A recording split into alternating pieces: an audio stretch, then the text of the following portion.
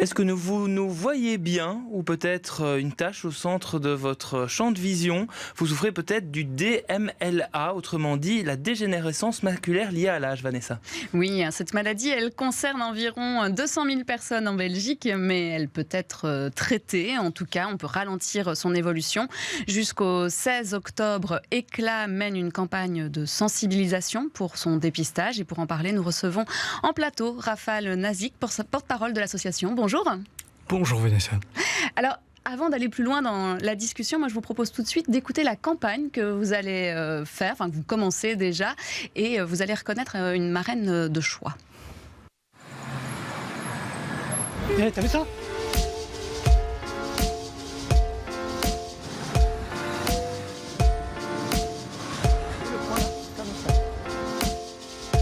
Vous vous demandez ce qu'on fait, vous croyez qu'on joue à cache-cache ou aux pirates? Pas du tout. En fait, on est en train de faire un test tout simple qui peut vous sauver la vue. Alors faites comme nous, faites-vous dépister. La DMLA est une maladie pouvant mener à la perte de la vision centrale. Elle touche 10% de la population de plus de 50 ans. Un dépistage précoce permet de ralentir les effets de la maladie. Plus d'infos sur ecla.be. Voilà, et vous aurez donc reconnu évidemment Virginie Hoc, qui est la marraine cette année de l'opération en tout cas. Alors d'abord, j'ai envie de vous demander comment on peut se rendre compte qu'on est atteint de dégénérescence. Alors, la DMLA, c'est une maladie qui, malheureusement, au début, est relativement symptomatique. Elle arrive vraiment à pas de loup. Les premiers vrais symptômes qu'on peut déceler, c'est une perte progressive de la vision centrale. Vous allez avoir une déformation des lignes droites qui vont devenir courbes, une baisse très très sévère aussi de vos contrastes, de certaines couleurs, mais tout se concentre vraiment sur la vision centrale. Le stade ultime de la maladie, ce n'est pas la cécité, vous n'allez jamais devenir aveugle à cause de la DMLA. Cela dit, vous allez avoir l'apparition d'une très très grosse tache noire en plein milieu de votre vision. Donc ça sera vraiment effectivement le point de départ, j'ai envie de dire, le point central. Qui aujourd'hui est atteint vraiment de cette maladie? Parce que là on parle des plus de 50 ans. Est-ce que ça peut quand même arriver à des personnes un peu plus jeunes ou c'est vraiment une maladie qui est liée à l'âge? Alors traditionnellement, effectivement, c'est une maladie qui reste liée à l'âge. Elle atteint surtout les seniors. On estime qu'au-delà de 80 ans, une personne sur deux en Belgique est atteinte de DMLA.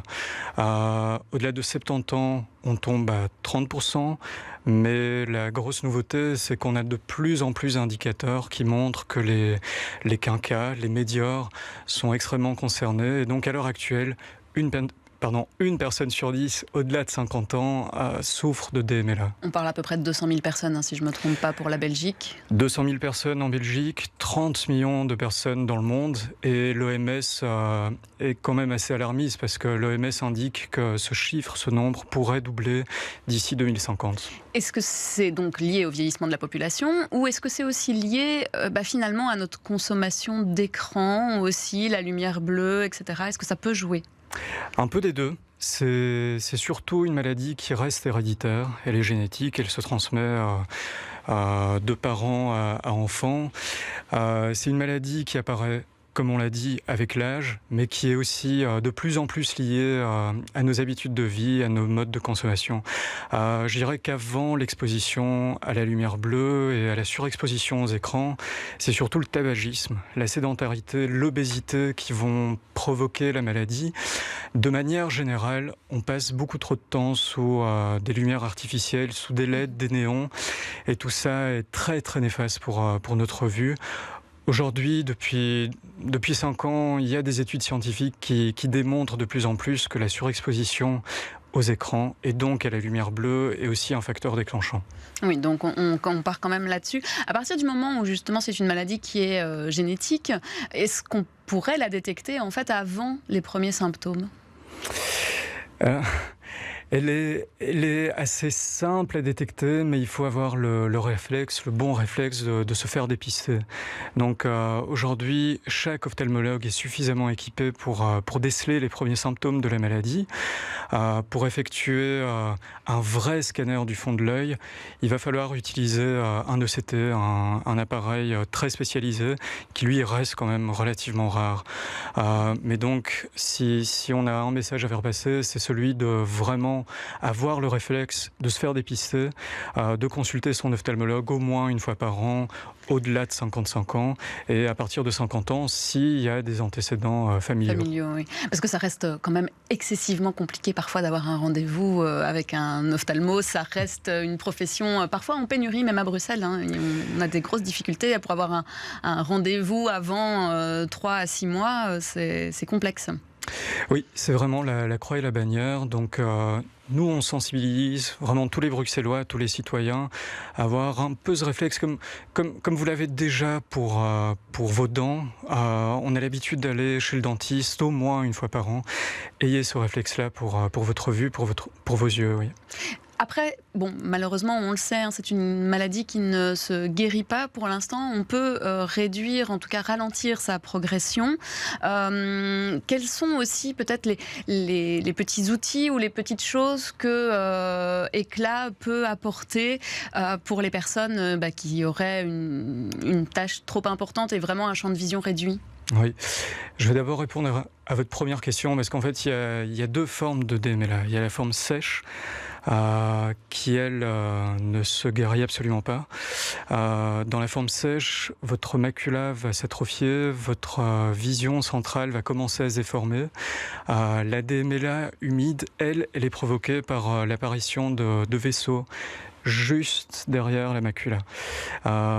Et cette forme humide, depuis 15 ans, elle a un traitement qui n'est pas douloureux en soi, mais qui peut paraître assez brutal. Des injections. Hein. Ce sont des injections qu'on fait directement dans l'œil, sous anesthésie locale. Il faut quand même le rappeler.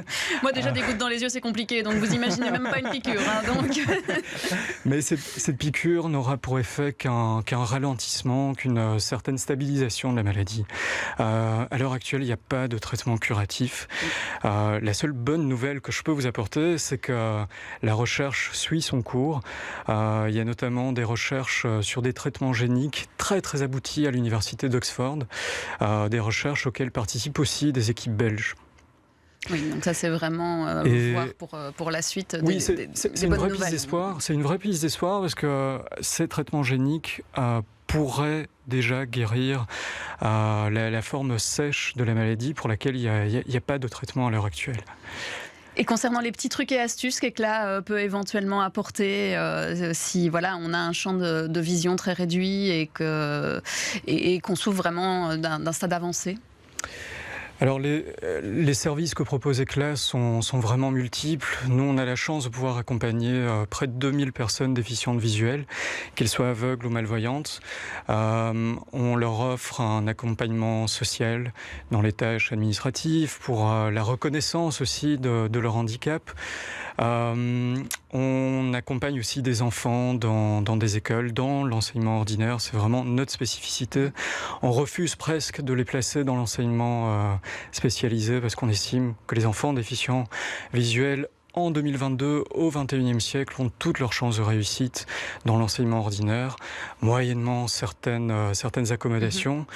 On estime aussi et surtout qu'une personne déficiente visuelle a vraiment les mêmes droits, le droit à la même égalité qu'une personne voyante. Elle a droit à une vie sociale, professionnelle, culturelle riche. Donc, dans les accompagnements qu'on leur propose, on leur offre aussi tout un éventail de services culturels. On les accompagne dans des musées qui se rendent de plus en plus aussi accessibles aux personnes déficientes visuelles. Mais je dirais que dans le cas de la DMLA, c'est toute une vie à reconstruire, de nouveaux réflexes aussi dont il faut s'imprégner. Et donc chaque accompagnement social va aussi être accompagné d'une aide, de l'aide d'une ergothérapeute. Par exemple, on va placer des petites pastilles dans la cuisine à certains endroits de son domicile pour avoir des repères purement tactiles. Mais avec la dégénérescence de la macula et donc la perte de la vision centrale, vous n'allez plus pouvoir regarder ni la télé, ni reconnaître des visages qui vous sont familiers. Vous ne pourrez plus conduire non plus, donc c'est vraiment toute une vie à reconstruire. Il y a tout un exercice de deuil aussi à faire de la perte de sa vision, et je dirais que c'est peut-être là l'élément le plus difficile. Et donc Éclat intervient aussi dans ce type d'accompagnement. Je dirais que nos accompagnatrices sociales ne s'occupent pas seulement de l'administratif, ce sont aussi des relais, des piliers, des personnes auxquelles on peut se confier et qui sont là pour vous accompagner justement dans tout ce travail de transition. Voilà, et donc d'où l'importance aussi de se faire dépister. Et si vous voulez avoir plus de renseignements, c'est aussi sur votre site internet éclat.be, je ne me trompe pas ? Éclat.be de manière générale et sanourregarde.be pour la campagne sur la DMLA. Merci beaucoup Raphaël Nazik d'être venu pour nous parler de votre campagne et puis de cette maladie donc, qui touche quand même plus de 200 000 Belges. Merci. Merci à vous.